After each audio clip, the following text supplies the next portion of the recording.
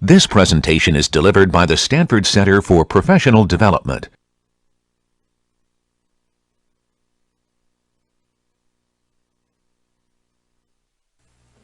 Okay, let's get started. Well, today we have a very nice video, actually. This is one of my favorite videos, and I think let's see. If we could have the light up, please, the projectors.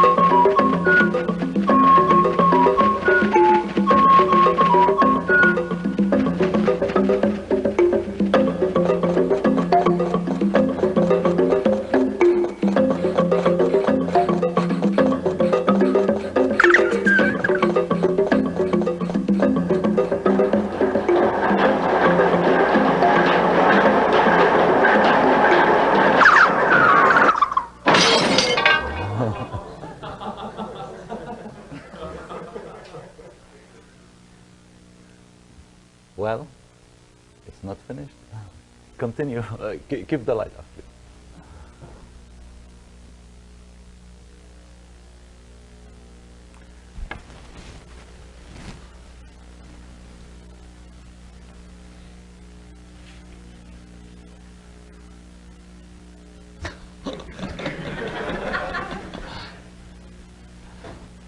So, simulations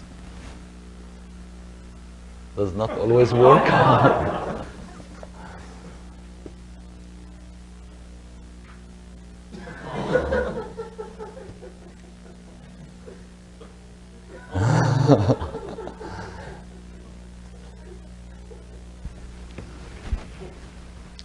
In robotics, it's very important to remember that experimental validation is very important.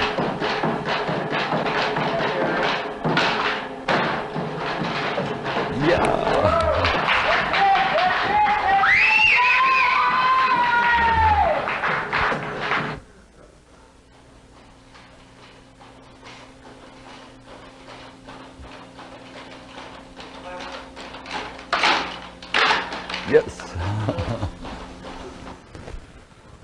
Okay. That was quite amazing performance of this robot.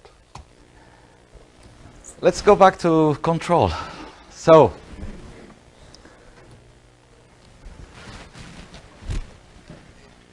I'm sorry for the figure on the left. It's a 2 degree of freedom manipulator, revolute, and last time we saw how we can develop a PID controller for a 1 degree of freedom and then deal with the control of that robot. If we add 1 more degrees of freedom, that is, if we have a robot with some dynamic coupling, we are going to see that the performance of a PID controller is not going to be satisfactory, especially if we are tracking a trajectory. So this equation of motion you're familiar with, I'm going to rewrite it in 2 equations. So here is the equation of motion, and you have 2 joints, so the vectors are 2 by 1, and the mass matrix is a 2 by 2.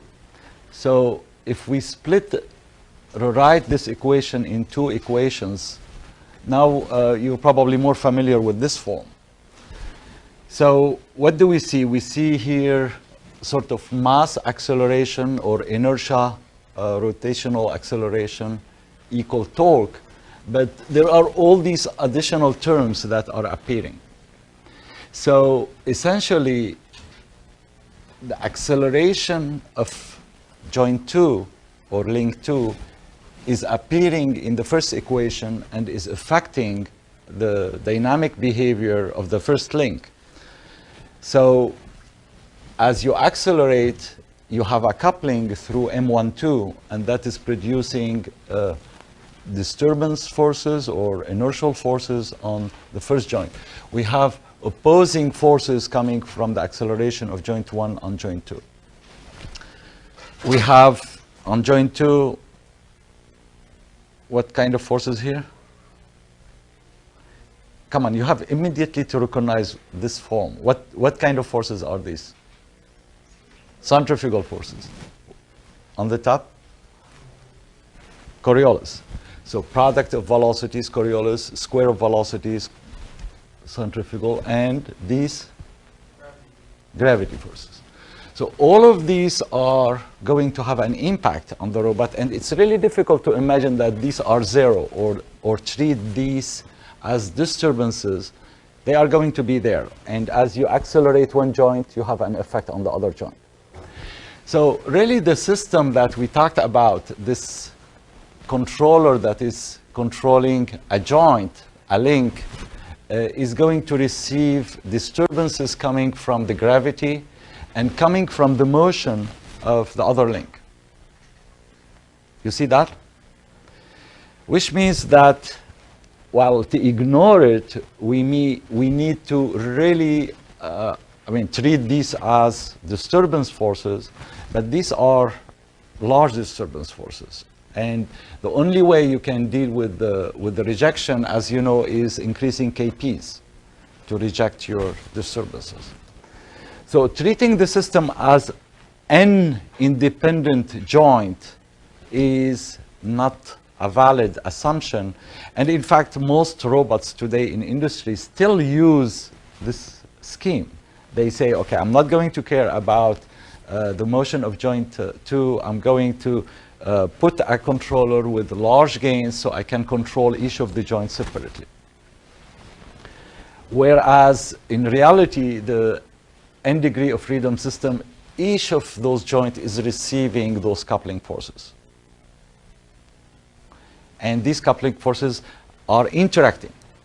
So there are something, not only disturbances, but the fact that they are interacting, there is something about the stability. How can we say that this system is stable if we are controlling it with a PD controller? Right? Because you have this interaction taking place between the links as they move. So the stability of a system that is highly nonlinear and interactive in the way we saw is not evident. How can we prove that this system with a PD controller with all these disturbance forces coming from the interaction is stable? Anyone? Yes? Energy. So in fact, what we're going to do to prove this is to go and do an abstraction to see what kind of energy we are putting in the system and how we can show that the system is stable. In fact, in the late 70s, there were a lot of papers written about the PD control stability to prove that, yes, the system can be stable just with PD controller. So instead of looking at the equation in this form, a torque equation with a controller that is this is a vector PD. It's not just a component. It is applied to all the joints. So what we're going to do, we're going to go to an equation you are very familiar with, which is which equation of energy we're going to use? The Lagrange equation.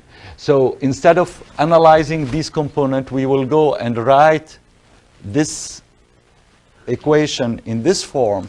So now we are doing an abstraction to a scalar quantity, which is the energy, the kinetic energy and the potential energy.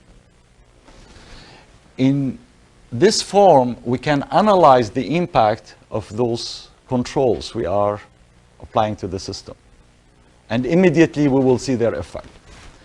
So when we apply the torque equal minus Kp, Q minus Q desired, essentially we are putting a first term, this proportional term is a gradient, right? It's a conservative force, it's a gradient. And this gradient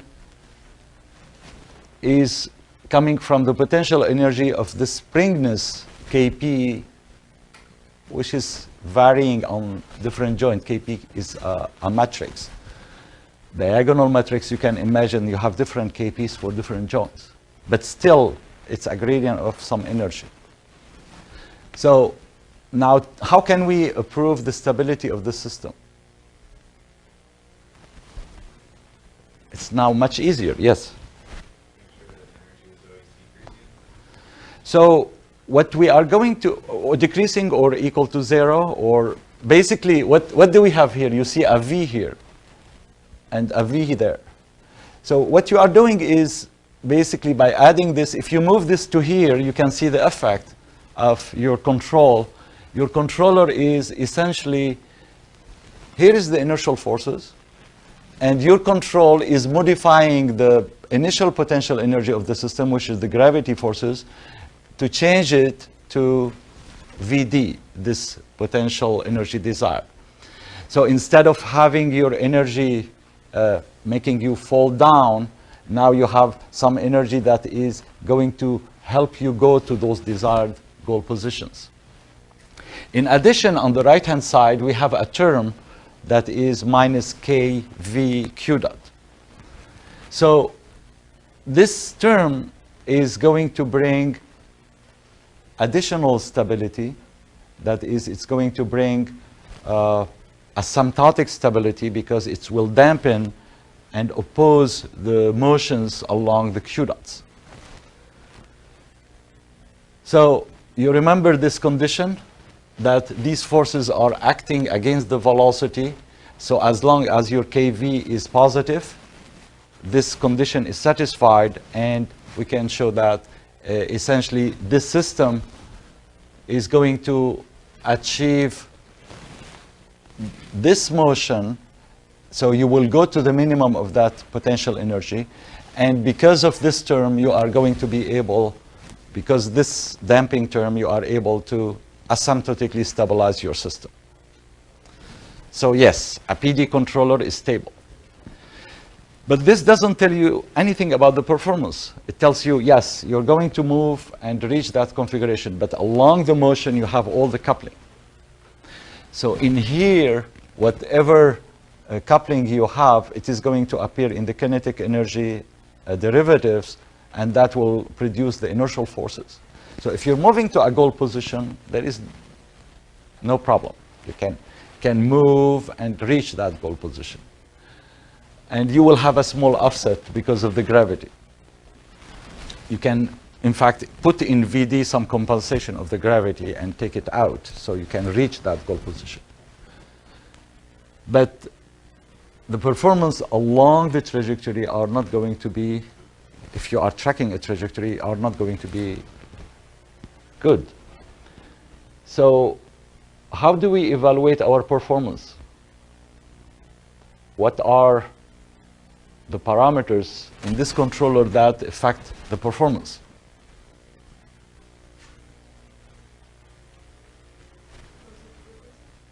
Yes, the Kp and the Kv. The Kv allow us to dampen the system, and Kp allow us to reject disturbances. So what would you like to do in order to reject the disturbances?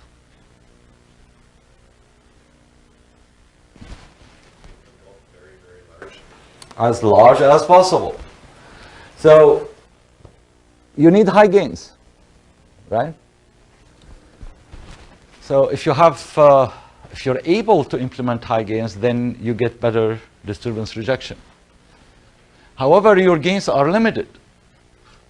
In practice, you start cranking up your gains and you start, we had the simulation, and I showed you as we increase the gains, we reach a point when we start vibrating, and this was only a simulation. In the real system, what do we have in the real system? We have structural flexibilities. We have flexibilities in the links. We have flexibilities in the drives. So if you take the Puma has those motors placed inside, and they are connected to the joints through rods, and they have flexibilities. And when you start cranking up your gains, what's going to happen?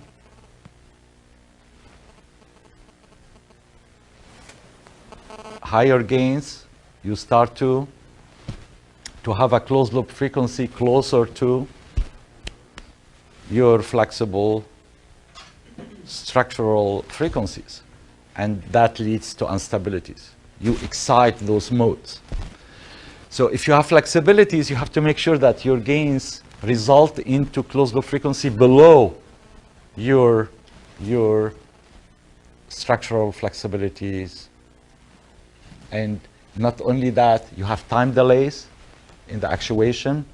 So you're sensing, you're measuring the encoders, and then you are going to compute your controller, and then you are sending this controller to the motor, and the motor has some time constant, so you have some delays. And you have also the sampling rate. The servo loop is running with some sampling rate that needs to be quite high. And this is not anymore a problem. It used to be a problem when we had slower computers, but now the CPUs are so fast that this is not anymore an issue. So here is a rough idea about the limitations you have.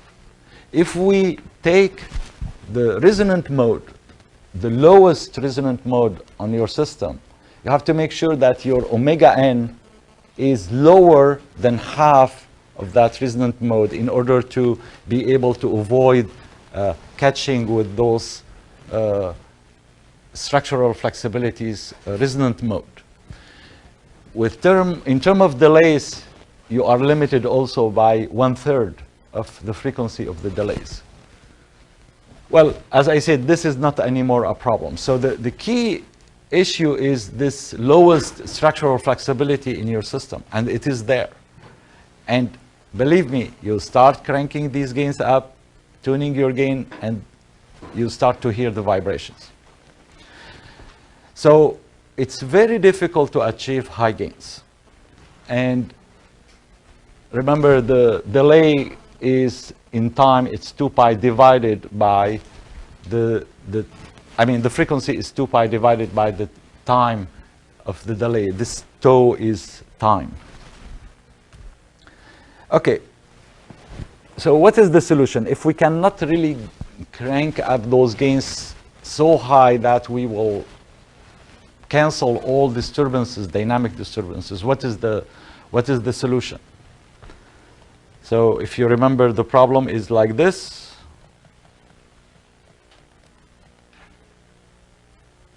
At each of the joint, you are getting this disturbance force. So what should we do?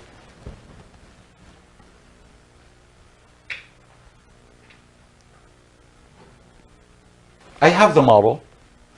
I have good estimate of MIJs, good estimate of the gravity, because you just did a lot of homework with dynamics. So you know how to find the structure. You can eventually identify the constant involved, the masses, the center of mass. You can measure all of these. And then what can you do? Oh, I'm sorry. You're sitting so far on the left, couldn't see. If you use a model of your plant, especially the non-linear parts of your plant in your control law, and effectively you can turn it, if you diagonalize the mass matrix, you turn it into a decoupled, a very simple 1/s² plant. Yeah. Well, I mean, the idea is right. Basically, let's use this model. If we know the dynamics in advance, we can use this model. And essentially, what do we need to do? We need somehow to counter this force. So how we counter this force? We compute it and like inject it back in the system to counter it. Now, the diagonalizing the matrix is not really the issue, because if you essentially you want to compensate for the coupling forces, so what you want to do is essentially for joint 2 somehow to compensate for those terms, these coupling terms. So this brings us to something we discussed earlier. You remember this unit mass system that we can achieve by compensating, by scaling our controller with a gain that is proportional to the mass, m alpha plus beta, or alpha f prime plus beta. You remember that? Well, now we are going to extend it there. And what we're going to do is to go to that first equation in the matrix form, and we are going to say we are going to take a torque that is proportional to the mass matrix. So our torque will be some estimate of the mass matrix times torque prime plus a beta that compensates for V and the gravity. And this is what we're going to do. Oh, nice. What was this? So what we're going to do is we take this model and we imagine that somehow, after a lot of identification work, we identified some estimate of the mass matrix. So the mass matrix, actually, you know its structure. You know the structure, but it has in it parameters, inertial parameters, distances that you don't know exactly, but you know approximatively within epsilon. So you take an m hat of the mass matrix and you select a controller torque prime. So this is alpha f prime plus beta. So think about just taking a controller that compensates for the gravity estimate. So essentially what you're going to say, if this is perfect, I take this out. So this is not anymore in the equation, right? If this estimate is perfectly equal to this, this will drop. Your controller will be m acceleration equal m hat torque prime. If m is exactly equal to m, your unit acceleration is equal to torque prime. So basically, you are able now to drive the acceleration theta double dot with theta prime, with torque prime. And your torque prime is now the input, the control input of the decoupled system, the unit mass system. So if we select this structure, and if we apply this structure to the equation, and if we multiply this whole equation by m minus 1 to bring theta double dot out, what you obtain is m minus 1 m hat torque prime plus m minus 1 v minus v hat g minus g hat. Okay? Suppose that g hat is identical to g. Just suppose for a second. And v hat is identical to v. The second term is going to disappear. Will be 0. M minus 1 and m hat. If m hat is identical to m, m minus 1 m is identity. So with perfect estimate, this is your behavior. Magical.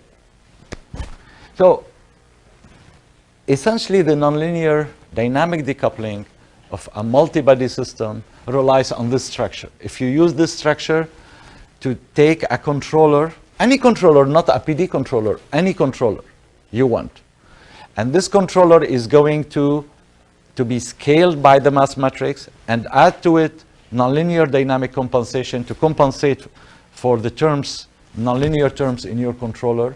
Then you achieve dynamic decoupling with a behavior that is controlled by torque prime, and torque prime now is controlling the unit mass, unit inertia of all your degrees of freedom. So if you select your torque prime in this way, like this is a trajectory tracking to track theta desired, theta dot desired, and theta double dot desired, then you are going to be able to achieve a closed loop in this form if you have perfect estimates. Now, in reality, do you think we will have perfect estimate? No. But if we don't have perfect estimate, we have to have good estimates in order for this to work. So you will have a difference between V and V hat, a difference between G and G hat, and some difference between there, and that will bring some epsilon error, disturbance. And this disturbance will appear here, right? It's not going to be equal to 0. You will have some disturbances. So what is then going to be important is that your Kp prime and Kv prime to be selected so that you reject those disturbances. But those disturbances are much, much smaller than the initial dynamic coupling that we saw before the compensation and the decoupling that we use in this structure. So this controller, as long as your estimates are reasonable, is going to give you decoupling with some errors, and you still need relatively large gains, but much, much smaller gains than the one will be needed without any dynamic compensation. Okay? Now, it turned out that you should be able to identify your dynamic, the rigid part of the system's dynamics to a large extent, to a small epsilon. So those epsilons are small. However, in the initial equation, we are neglecting, what are we neglecting on this first equation? We are not showing here. This is the system, the robot. What is missing there?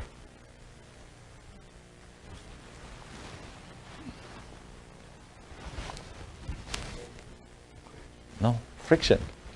So there is friction, there is actually nonlinear friction that is difficult to model, and there are a lot of other nonlinearities, and then you have the higher order dynamics that we are not modeling. We are modeling just second order dynamics. The flexibilities are not modeled.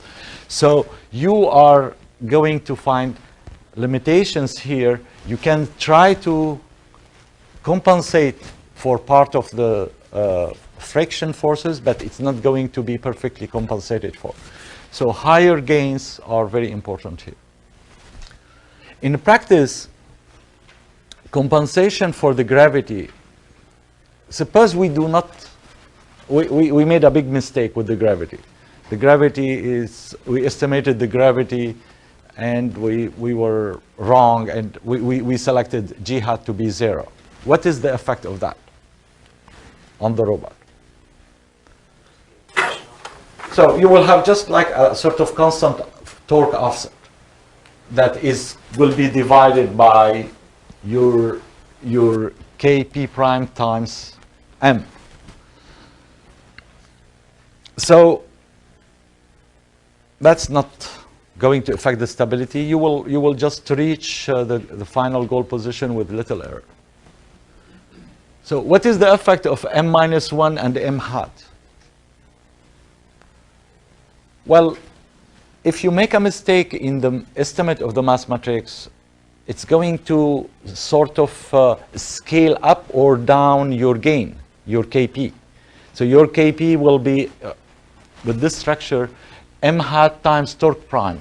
m hat minus times torque prime means kp prime is multiplied by m hat. And if that estimate is little wrong, you are changing your gains up or down. So it is a sort of like a gain that you will have. What about v and v hat?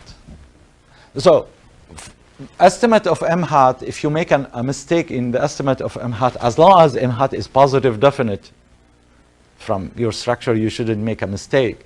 If you make an estimate, the effect of it is just scaling up and down your gains. It's not going to affect too much the stability as long as you have positive definite metrics. What about v? If you make a mistake in v hat. So what is v? V is function of theta and theta dot. You make a mistake in v hat, which is coming from your estimate of theta dot hat, you're estimating to compute v hat, and that might be really dangerous because v is function of velocities. And if you make a mistake in your estimate of centrifugal Coriolis forces, you might create sort of negative feedback in velocity, which could destabilize the system. So in fact, if you do not know v hat well, it's better just to treat v hat equal to 0 rather than making a wrong estimate. So beside v hat, errors in g or in m are not a problem for the stability, it's v hat. And if you don't have a good estimate, you can just use a 0 estimate of v hat. Okay.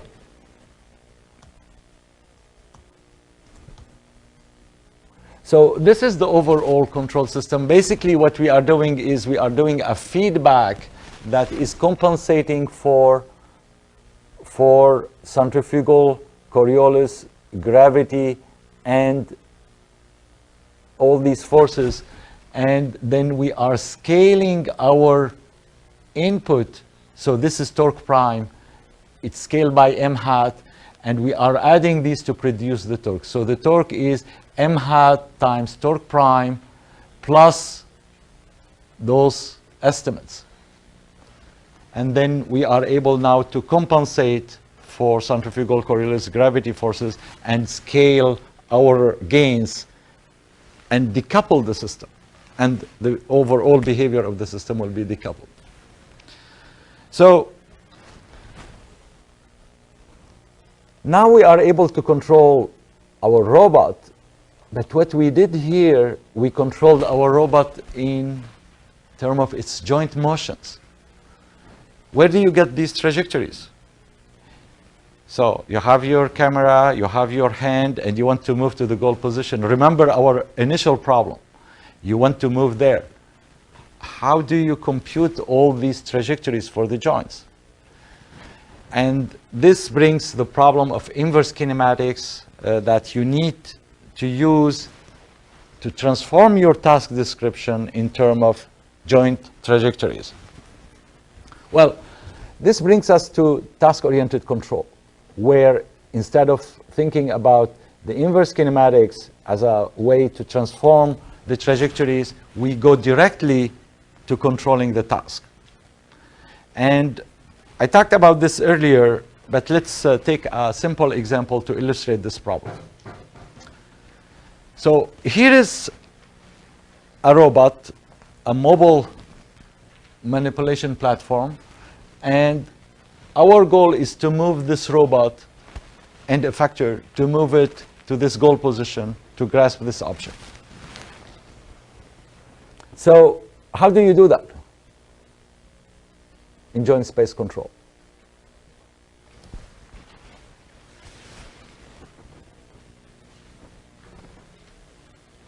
Quickly. I have a lot of things to talk about, so quickly. Think about it. What do we need to do in order to go to that goal position? Maybe translate positions to joint orientation.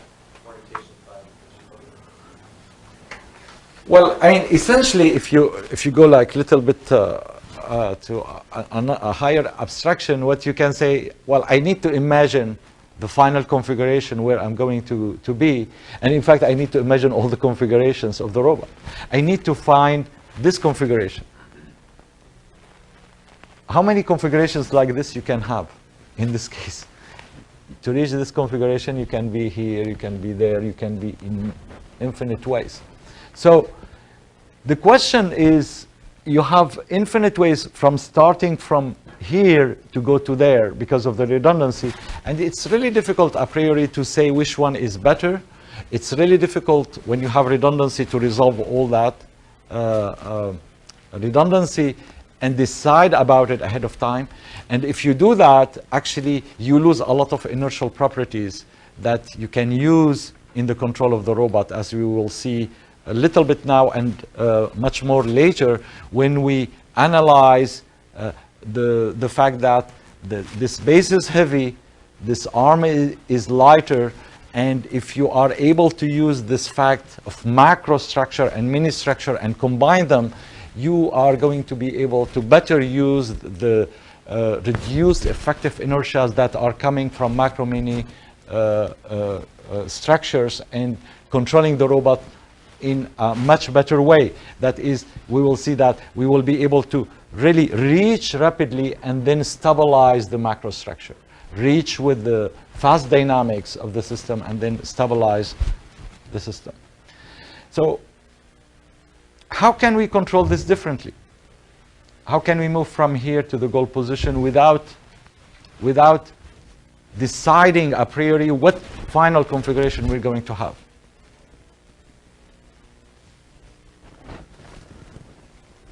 Okay.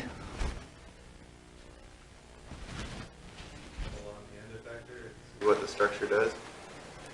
Exactly. And this was the idea I found many, many years back, which was to say, I mean, I don't need to know exactly how the structure is going to move at this time. Let's just move the end effector. So pull on the end effector. And pull on the end effector is very easy. You just apply the gradient of a force that is pulling on the end effector, right? So if you virtually apply a force at the end effector that is the gradient of this force, which has its minimum at the goal position, essentially this end effector is going to fall in this potential energy and it will move towards the bottom, right? Well, you don't know exactly how it's going to move. It might, because this is not a point mass you're dropping in a potential energy, it's a multi-body system. And this is what we call task-oriented or operational space control. Operational space control relates to what we are trying to do with the robot. It could be the end effector. If we have multiple arms, it could be both effectors, or it could be any set of descriptions related to the task. You have a question? Yeah. Do you have to give priority to different joints when you do this, or is it factored into the energy equation? So let's see it little by little, and then you see how you can put priorities, how you put constraints. On Wednesday, I will describe how this simple concept of a combination of an attractive potential energy that pulls you to the goal, combine, and now this is what is interesting, is I'm going to move to this goal, right? And this is the goal.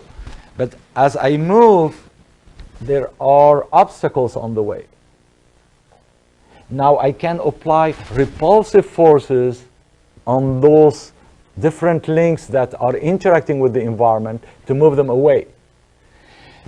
Which means that if I was doing this in joint space, I need to do the whole motion planning ahead of time to make the decision about how to move. But suddenly an obstacle comes and moves, or I discover that this obstacle is not there. How can I readjust and recompute all the inverse kinematics? I would need to do replanning in real time. Whereas in here, you are able directly to affect those constraints. So we will see a lot of issues that relates to how, in real time, We can deal with many other criteria related to how far away I would like to keep the body of the robot from there, what type of angles, orientation I would like. You can add all of these as well. But this will bring us to how we control a redundant manipulator. And these are issues that will come in advanced robotics next quarter. But essentially, the basic concept is very simple. The basic concept is to say, I want to move to those goal positions. You can have goal positions for the end effector, for the base, for any part of the robot. And then I need to protect the robot from touching anything, so I apply these repulsive forces, and you drop the system in that field, and it will just move and go there. Now, I didn't talk anything about the dynamics, but essentially this is the basic concept. Now, how can we apply this force? So the gradient of a V is a force. How do you apply this force to the motors? So you want to apply a force here, F. What would be the corresponding torque? So it will be torque equal F. We need something to relate this force to the torque. J transpose F equal torque. That's it. So if you just apply a J transpose F, where F is this gradient of your goal position in X, you apply this to the system, and the result is going to be that you will move there. And it works. Again, it doesn't deal with the dynamics. Your motion is not guaranteed to be decoupled. You are just like pulling all these links and moving. So what we need to do is really to look at the dynamic properties of the system and evaluate how the system is behaving when we are moving in those ways. The other interesting thing about this controller is, and this is really the fundamental property of those controllers, is the fact that now you have a way to deal with contact. Because when we are going to move this object, so I grasp the object, and suppose the task is to move this object over the table while it's in contact, and I need to push on the object. I'm doing some assembly and I'm touching the object and applying a force. To apply a force in some direction, it's very easy. If you know your contact forces, you do J transpose F contact. But now, to move, we are translating the control for motion in terms of F motion. So essentially, we are unifying the two problems. In one problem, you just add them. And you take the sum of the two, and now you have a unified way to control both motion and forces. You have to make sure that your contact forces are in the proper space. That is, in this case, it's the vertical directions, and your motion control are in that space. And when you go to more complex contact, you have to do some selection and project your controllers in those spaces. So the dynamic problem that comes with this is quite interesting. It is a problem that comes from the fact that when you apply this force to the end effector, and as I said, this is not a point mass, this is a multi-body system, you are going to obtain an acceleration. So if you have a point mass, and if you apply a force in the x direction, this is the x direction, your acceleration will be along the same direction. In this case, your acceleration is going to be somewhere else because of the coupling. There is a coupling between F and the acceleration. So you need to find the relationship between forces and acceleration at this point. There is a mass matrix associated with this X that allows you to evaluate the mass properties in the different directions and the coupling between them. So if I'm here, and if I push in this direction, I will feel sort of an effective mass of, like, say, 5 kilograms. But at the same configuration, if I push in this direction, the mass is different, 2 kilograms. And if I rotate about this axis, I will feel some inertial force that is different from this one. And this is your mass matrix, basically.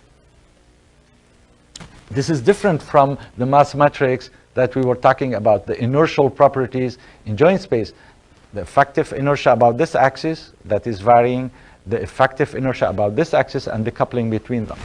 Now, if I push in this direction, I will see this motion, because there is coupling between the y direction and the z direction, and the x direction, and the rotation between them. But if I am able to model this, then, well, there is centrifugal Coriolis gravity forces as well. So we are just going to be able to model the dynamics in that space for this point. And if we obtain this model, which is simply a relationship between forces and acceleration, velocities and positions, a different configuration, you have different properties. Once you have this model, you can do the same thing we did with controlling the robot in joint space by decoupling, making estimate of this, decoupling, and making an F star or F prime. Now we select an F that is proportional to the mass, the estimate of the mass matrix, with compensations of centrifugal, Coriolis, and gravity forces. And then you can control it. You find your F, you multiply it by J transpose and transform it into term of torques.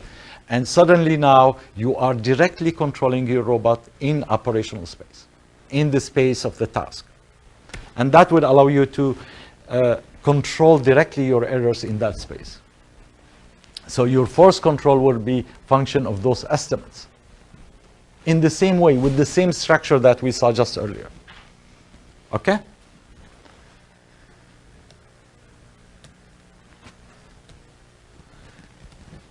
So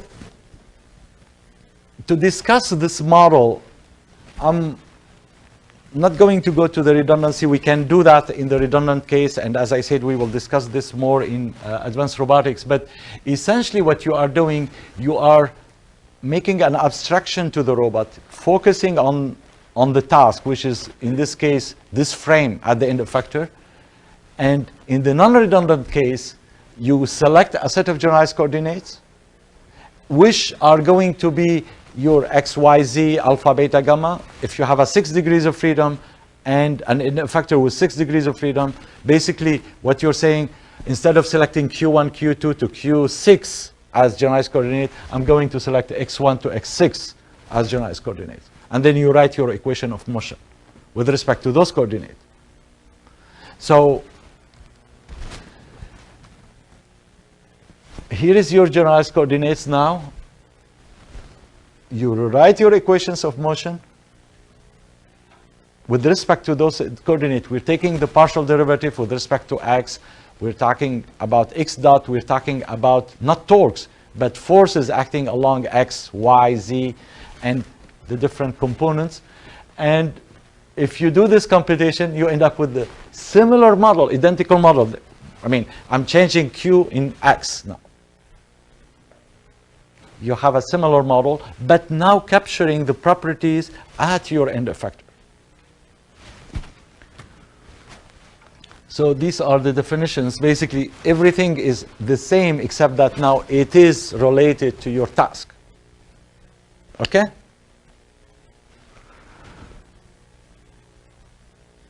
So the relationship between these dynamics, the mass matrix M of inertial properties at the joints, and the mass matrix at the end effector.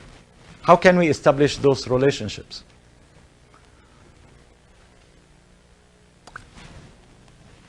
Again, energy. Yeah. So what is the kinetic energy of a manipulator described with respect to joint space coordinates, with joint velocities? 1/2 Q dot transpose M Q dot. You agree? All right, I just changed my coordinates. What is the kinetic energy described with respect to X dot? Supposing the robot is non-redundant, and these are generalized coordinates, so they capture all the motion, so it's in X dot. So what would be the kinetic energy? 1/2 X dot transpose mx X dot. You agree? Is it the same kinetic energy? Yeah. So we have an identity between the two. So if we write this identity between the two,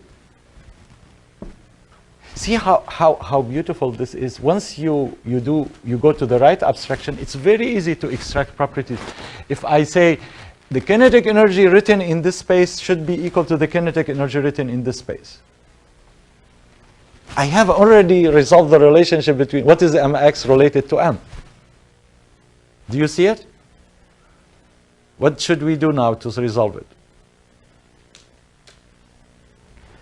You see this X dot and Q dot? What is the relationship between the two? The Jacobian. So if I substitute X dot with JQ dot, we have the answer. So I'm just rewriting the same identity between the two.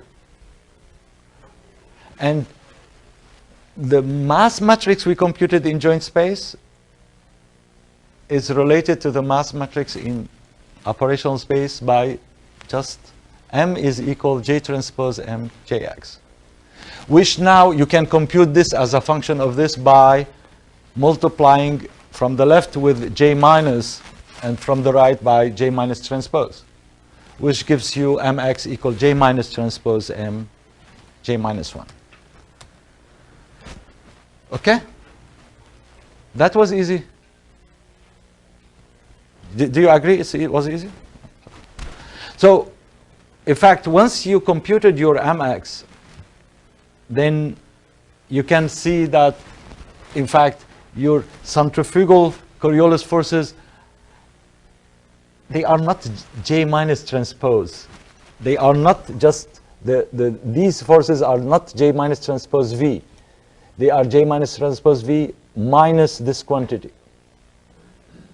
So actually, in fact, when you look at this as a torque and compensate and decouple centrifugal forces in joint space, you are not really decoupling the end effector centrifugal Coriolis forces, because the relationship between the two is different. By the way, H is just J dot Q dot.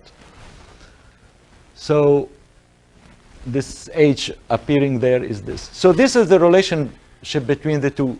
The gravity in joint space and gravity in operational space are related just by J transpose minus. So the gravity is a torque, and you compute the force.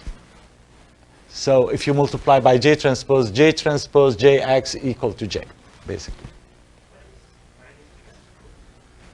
Minus transpose means it is a minus, it is J transpose minus 1 or J minus 1 transpose. Okay? So the relationships between the two are very simple. Well, they were not simple to find, but they are simple. Okay, here is an example. I think we can quickly go over this example. We saw this example before. Remember, we saw it in joint space, and we computed the dynamics through this. And all what I'm doing now is going and finding the Jacobian. So this is your Jacobian, which I'm putting in frame 1. And I'm writing now, so this is the Jacobian in frame 1 of this robot. And now if you remember from joint space dynamic of this robot, the mass matrix was diagonal and decoupled for this robot. Now, if I'm computing the mass matrix in frame 1 for the end effector position, I need to multiply by J minus transpose and J minus 1. And that turns out to be, again, a diagonal matrix like this. So in frame 1, the mass properties. So now let's think about if this mass matrix for the end effector makes sense. So this robot has the following properties. We said it has a mass of link 1, M1, a mass of link 2, M2 at this location. And now I'm looking at the mass properties, that is, what is the effective mass when I move in this direction, because I'm representing this in frame 1, which is this. So if I move in this direction, what would be the effective mass I would see when I'm moving in this direction? And what is the effective mass when I'm moving in this direction? So let's see if this makes sense. So if I'm moving in the x1 direction, this direction, what do you expect the mass to be? This is the end effector. I'm moving in this direction. What do you feel when you move in this direction? M2. Well, this is what you see here. Correct. If you move in this direction, what do you push? What do you carry? What masses are moving with you? M2 plus something else, because you are pulling, you have to move this. So you get another term, M2 plus something. What is this something? This something is sort of this M1 reflected there. And that depends on the distance. Right? So essentially what you are doing, actually M2 prime, is taking this distance, dividing it by 2, and computing all the inertias related to M1, the inertias of link 2 and link 1 that appears here, and all as if they were just a mass. So this is what you're doing. When you go to the mass matrix at a given point, you are looking for this mass that produces all these effects that are equivalent to those effects that you see if you had all these masses. Make sense? Good. So let's now go from this diagonal mass matrix in frame 1. If I go to frame 0, I need to multiply it by the rotation matrix, right? Rotation matrix. Look what happens. In frame 0, the mass matrix is not diagonal. So if I'm moving this structure along the x direction or y direction, I'm getting like the eigenvectors. But if I move in any other direction, there is coupling, and this is the coupling. So the properties that you see in joint space, they could be decoupled even for some robot. When you go to the real space where you are doing the task, the properties are different.